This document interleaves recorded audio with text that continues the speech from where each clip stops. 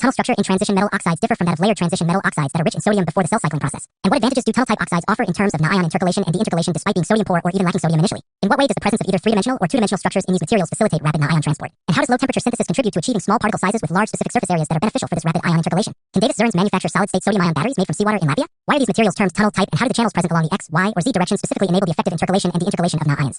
How do zero-stress or low-stress designs help in reducing the deformation of the porous structure during the na-ion intercalation/deintercalation process, and why is it critical to mitigate structural collapse over multiple battery cycles? How does the performance of such tunnel-type cathodes improve when paired with a sodium metal anode, and what inherent benefits or potential drawbacks might arise from this pairing? In the context of battery assembly, what challenges related to the anode might be encountered, and how could these challenges impact the overall electrochemical performance and long-term stability of the battery system? How does the fact that the material is essentially sodium-free necessitate an initial sodium pretreatment or the excitation of a metal anode, and what are the underlying reasons for requiring such a step to achieve proper electrochemical performance?